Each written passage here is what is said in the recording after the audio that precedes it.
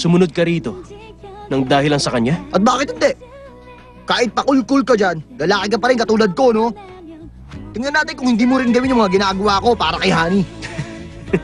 Number 1. Ang sagot sa 1/4 times 3 ay... Ano sagot? Number 2 na lang muna. Si Jello, natuturo sa inyo? Sali naman ako. Ako rin. Sige na. Talagang sumusobra ka na, ha? Kahit ngayon lang iligtas mo ang class 7. Hindi namin ito makakalimutan.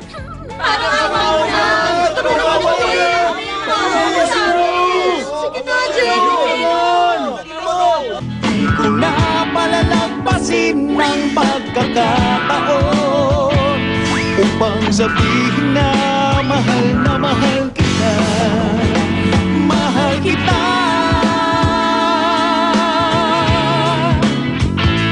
Mahal kita.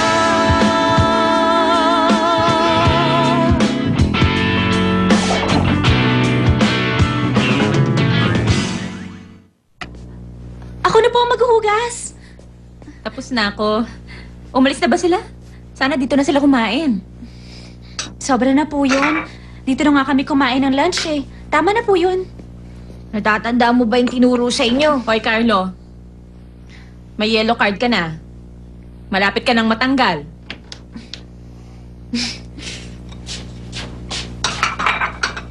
Anong gusto mong ulam? Fried pork! Hindi! Si Jello kasi, sa tingin ko hindi niya masyadong gusto yung fried pork. Hindi ko pa siya nakitang kumain nun sa kantin eh. Pero yun ang gusto ko.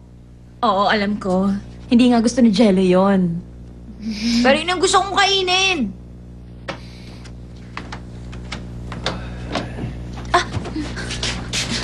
Pagod ka na ba? Obvious ba?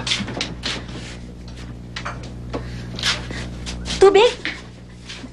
Gusto mo ng tubig? Mas malamig to.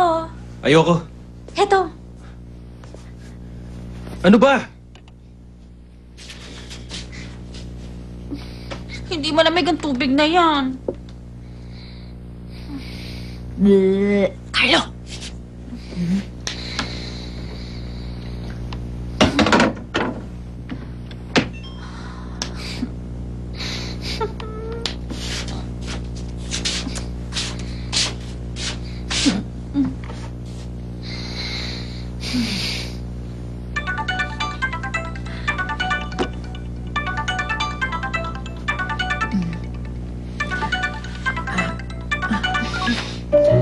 Yes, hello? Oo. Matagal na rin yun. Totoo ba yun? Ay, naku. Sige, pupunta ako dyan ngayon na rin. Sige, papunta na ako. Ay, paano na yan? Ano gagawin ko? Paano na ngayon? Ay, naku! Ay, bakit ngayon pa kasi?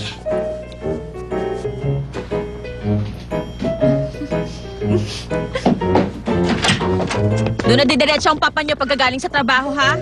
Kaya naman, kayo nang bahala sa dinner ninyong dalawa. Ha? Sige Ano si po. Kuya? Kailangan pa kasi mag-aral ni Jello, di ba? Kami nang bahala. Diyan na kayo. Halika, bilisan mo. Bilis na. Bye-bye, honey. Sige po. Ingat po kayo.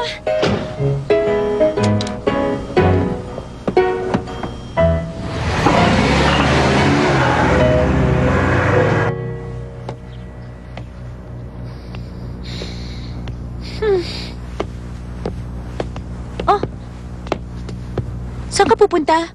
Kakain ako sa labas. Magluluto ako! Ay, may utang na loob ako sa'yo. Ikaw? Ano ka ba? Tinuruan ako ng papa ko na magluto, no? Ano to?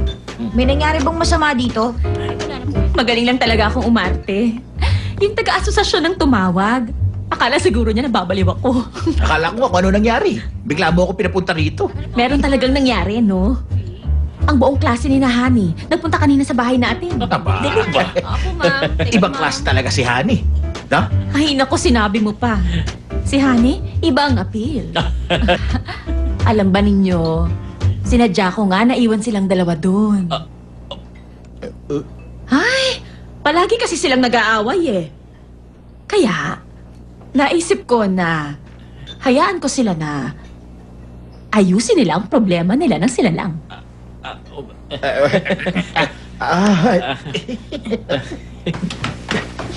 Hoy!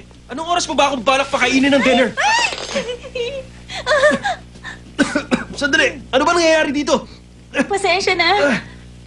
Medyo nasobrahan lang ng luto.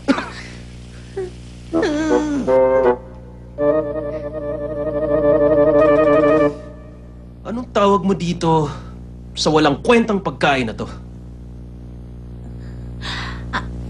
Hawaiian. Loco Moco. Hawaiian. Ano?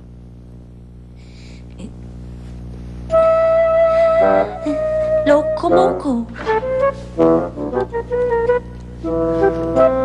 Medyo nasobrahan ng luto.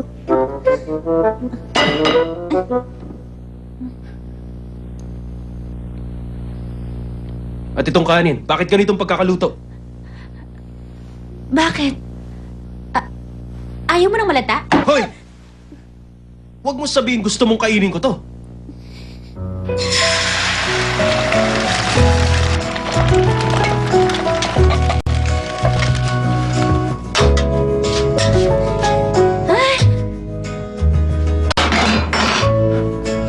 Kailan ko ilalagay ito? Pagdala ka ng tubig.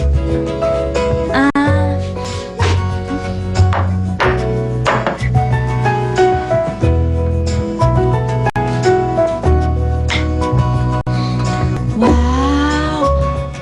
Ang galing mo naman. Parang galing restaurant.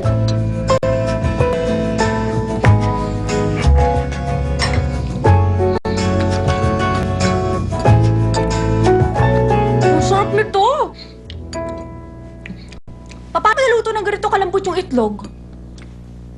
At ang bilis ha? Wala pang 30 minutes. Matalino kasi ako.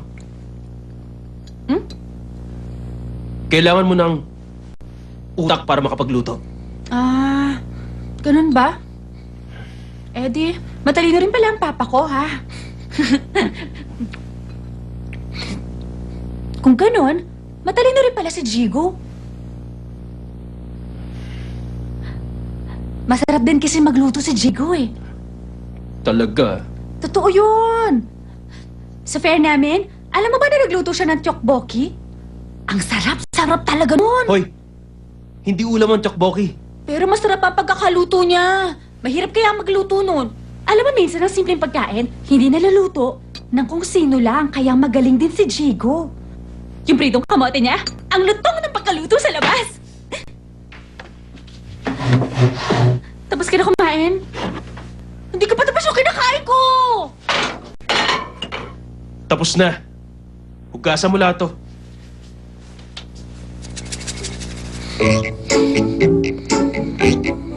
Ay, isang subo pa lang nakain ko sa niluto niya. Di ko na palalampasin ng pagkakataon. Hindi humihinto sa pagbabalita.